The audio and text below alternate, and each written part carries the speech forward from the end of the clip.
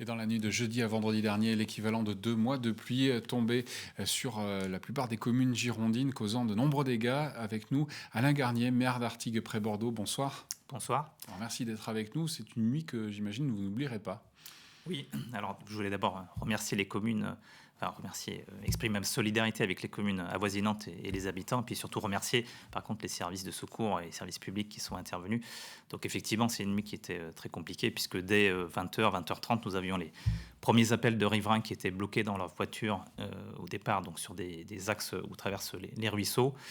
Et ensuite, bien sûr, toute la soirée, des riverains ont appelé les pompiers pour être évacués de leur domicile, puisque l'eau montait jusqu'à parfois 20, 30 et des fois jusqu'à 80 cm d'eau dans les habitations. Donc, assez impressionnant, puisque en Artigues près Bordeaux, vous en parlez puisque vous en êtes le maire, mais d'autres communes effectivement ont été touchées, une quinzaine donc en Gironde recensées avec ces mêmes conséquences.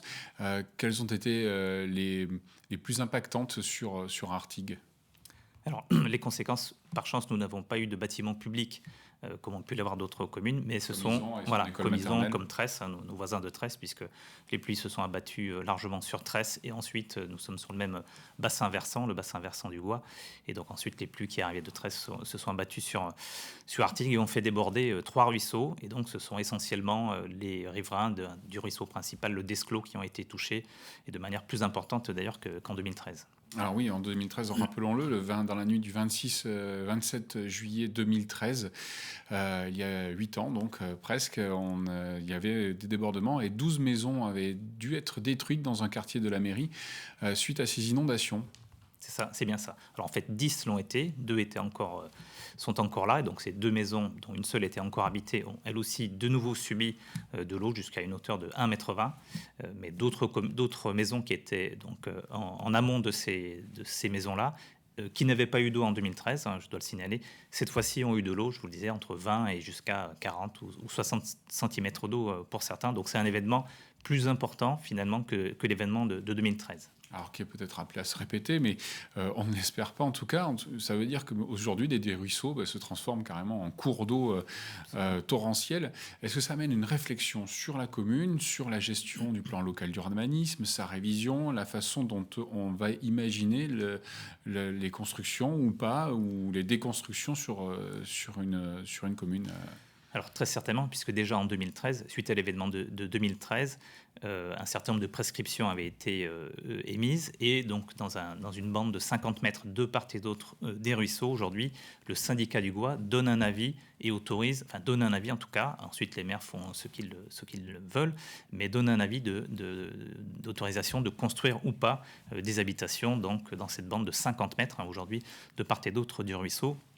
Ça veut dire qu'on va l'élargir. On peut peut-être réfléchir à l'élargissement. Il est probable, puisque sur ma commune, notamment une maison qui a été construite il y a seulement 3 ans, qui vient d'être terminée il y a 1 an, donc le permis avait été accordé il y a 2 ou 3 ans, le long d'un de ces ruisseaux a été inondé. Donc il est évident qu'il faudra élargir, et moi-même j'ai retenu mon stylo avant de signer un permis de construire cette semaine, puisque je savais que c'était une maison qui était en bord d'un de ces ruisseaux. Alors c'est assez inquiétant peut-être, ou ça pose une question plus globale, parce que on parle de bassin versant, sur ces secteurs où bien l'eau se déverse à grande quantité dans ces ruisseaux qui ne sont pas forcément en adéquation, du moins sur le réseau hydraulique qui est peut-être contraint. Est-ce que du coup on réfléchit à des solutions alternatives, des bassins de rétention, ce type d'équipement qui pourrait freiner tout du moins les écoulements? Tout à fait. Alors depuis 2013 et suite à ces événements dramatiques, donc le syndicat du Gois s'est renforcé avec l'aide de Bordeaux Métropole, qui a apporté son assistance technique. Une étude hydraulique a permis de déterminer un certain nombre d'emplacements justement pour ces bassins. Les crédits ont été trouvés et les premiers travaux devaient commencer dès l'année prochaine.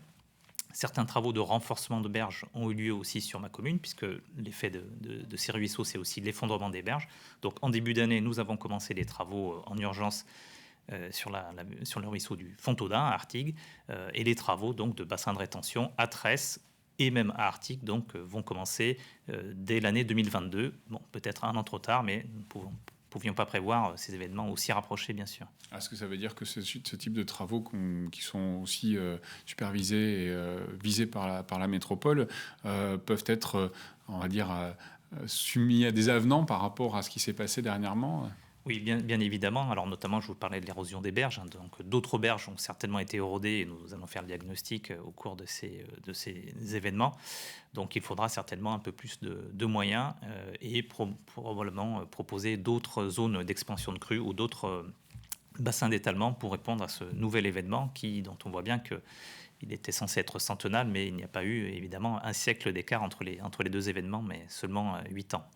Est-ce qu'aujourd'hui, combien de personnes ont été impactées sur la commune? Alors moi, j'ai 70 déclarations aujourd'hui de sinistres.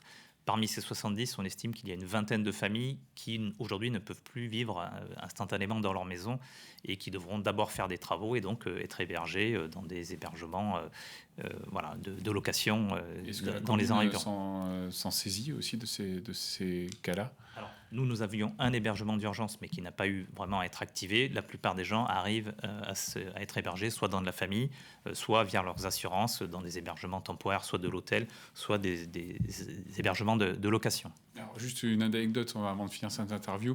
Vous me disiez en préparant ce passage-là que même les pompiers sont intervenus en embarcation. C'est ça, en embarcation, oui, sur la zone qui avait été la plus inondée, donc le secteur de l'Orée-du-Bois, pour les Artiguais qui connaissent bien ça, là où les 10 maisons ont été détruites, mais comme il en restait 2 et d'autres maisons en arrière-plan, donc les pompiers sont intervenus effectivement vers 2 h du matin avec une embarcation. Pour dire la hauteur des eaux. Merci beaucoup Alain Garnier d'avoir été avec nous Merci sur ce plateau. Excellente soirée à toutes et à tous sur TV7.